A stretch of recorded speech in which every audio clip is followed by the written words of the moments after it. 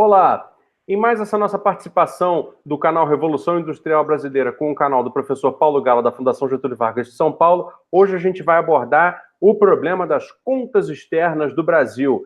Assunto muito comentado aí, dólar que sai, dólar que entra, né? Déficit de balança comercial. O Brasil já não está tão bem na questão do o quanto exporta e do quanto importa, e isso tem impactos em vários setores da vida econômica brasileira que impactam no preço do que você paga no supermercado, no preço dos combustíveis e numa porção de outros índices econômicos que vão afetar aí questão de empregabilidade, questão de abertura de empresas, questão de investimentos, uma série de coisas, ou seja, um assunto fundamental. Paulo Gala, bem-vindo, obrigado por mais essa entrevista. Te pergunto, como estão e como vão ficar e por que estão assim as contas externas brasileiras?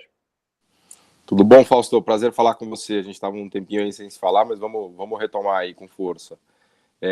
O dólar, né? A questão das contas externas do dólar. Primeiro é importante lembrar que o dólar, o preço do dólar, né? Que é a taxa de câmbio, né? Que a gente fala que se a taxa de câmbio está em 4,20 ou 4,30, é quanto custa um dólar aqui, todo mundo sabe.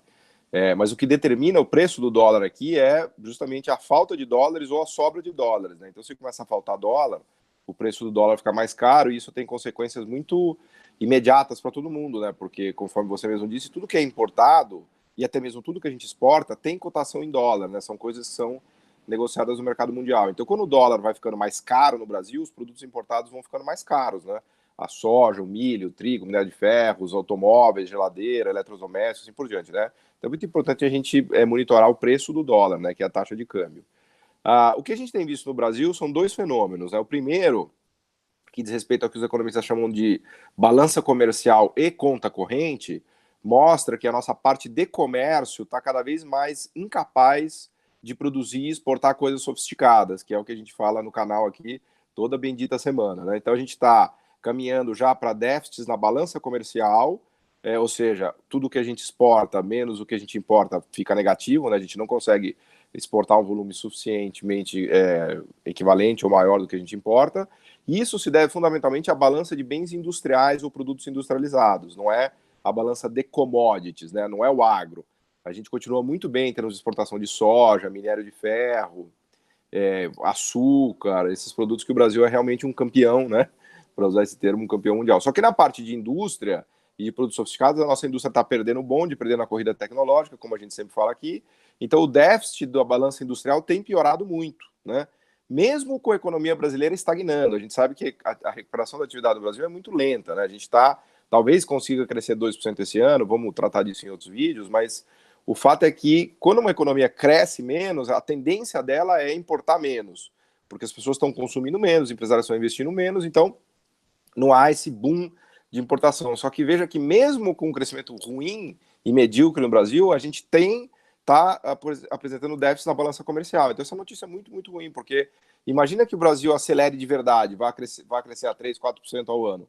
O nosso déficit externo vai rapidamente para 4, 5% do PIB, que é um buraco muito grande, né? O déficit externo como um todo ele é composto pela balança comercial e pela balança de serviços, né? Então, a primeira má notícia é que a gente não consegue exportar bens sofisticados, só commodities, e as commodities não têm o volume e a força necessária para sustentar uma geração de dólares se a economia brasileira crescer e acelerar. Segundo ponto, rapidinho, antes de voltar a palavra para você, é a questão dos fluxos de capital. A gente viu que no ano passado saiu muito fluxo de capital líquido do Brasil, né, principalmente da Bolsa, mais de 20 bilhões de dólares. Isso tem a ver com a redução da taxa de juros. Isso eu acho que não é uma notícia nem tão ruim, porque na medida em que o juro do Brasil veio para a média mundial, para os pares emergentes, até mais baixo do que provavelmente hoje, sei lá, México, Turquia, né?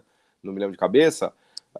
Quem estava colocando dinheiro aqui só para especular, entre aspas, comprar dívida pública ou ficar aplicado em Selic, tirou o dinheiro, porque agora não compensa mais deixar esse dinheiro líquido aqui. Por exemplo, tinha uma grande multinacional que deixava o caixa aplicado aqui do mundo inteiro, porque aqui tinha a Selic era muito alta, né? Então, esse capital saiu. Por outro lado, o investimento direto estrangeiro continua bom. A gente tem 80 bilhões de dólares de investimento direto estrangeiro entrando no Brasil, que é o dinheiro principalmente das multinacionais que você acompanha melhor do que ninguém. Então, a gente está com déficit na balança industrial, fluxo de capital de curto prazo líquido saiu e o investimento direto estrangeiro continua vindo, né? Esse mais ou menos é o quadro, né? Se é que eu posso resumir em 5 minutos todo o setor externo brasileiro, né? Pois é, um resumo bastante conciso, né? Mas decompondo ainda mais, assim, a nossa principal questão, que é a questão da estrutura produtiva brasileira, né? Ela se relaciona com a questão externa na medida em que você tem, obviamente, um reflexo daquilo que nós exportamos, né, sobre a atividade, ou o inverso, na realidade, um reflexo da atividade sobre aquilo que se exporta.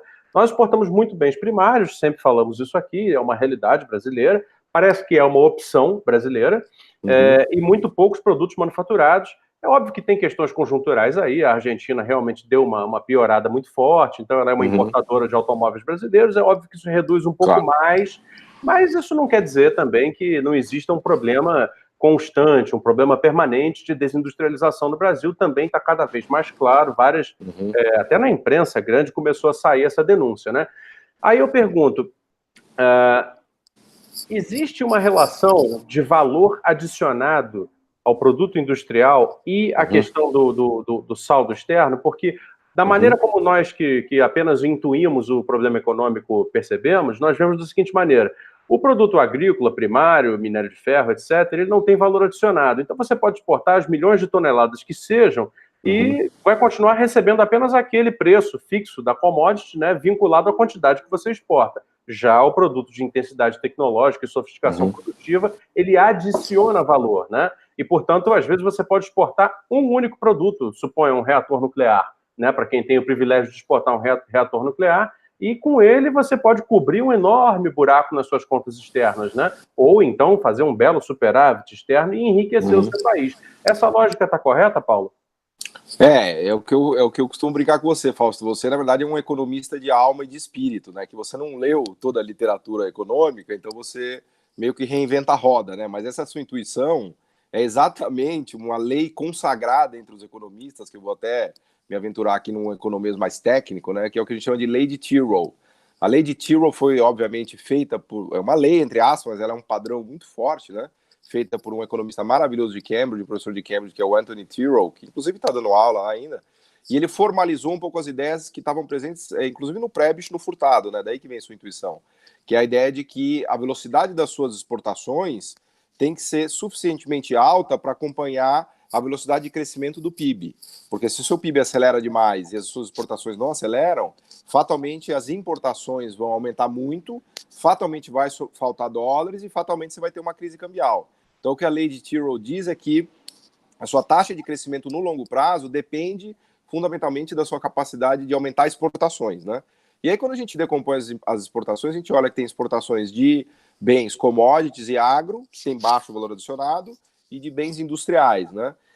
E aí, o que acontece é que a elasticidade renda, olha o palavrão que eu estou falando aqui, a elasticidade renda da demanda de bens, especialmente agro, é muito baixa, né?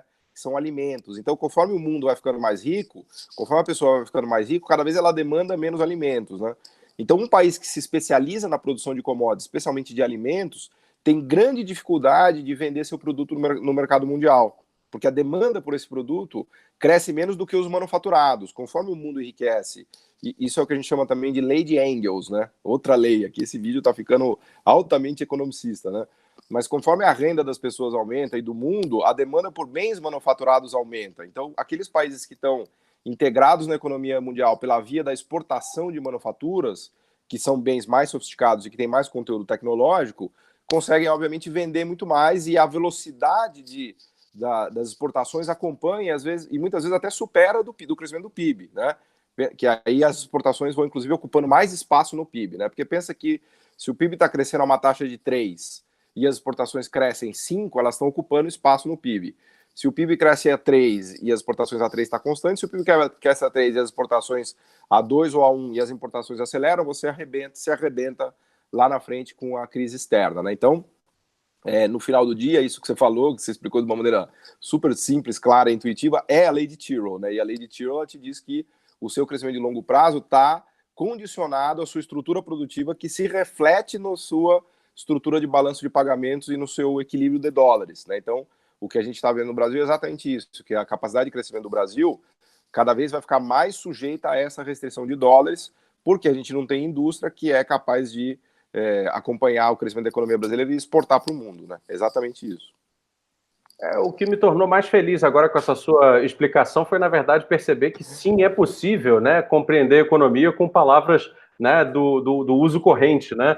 É, mas é interessante como que, na verdade, os conceitos podem ser difíceis, e de fato são difíceis, né? As leis econômicas, elas lidam com muitos paradigmas, então é necessário que se... Opa! É necessário que se... Desculpa. Já deu aí o nosso tempo. Já deu.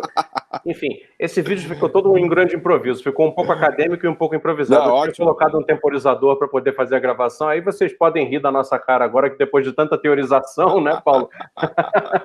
A gente acabou sendo flagrado por um temporizador para controlar o tempo. Gente, é isso. Muito obrigado por assistir. Revolução Industrial Brasileira no YouTube, canal do professor Paulo Gala no YouTube.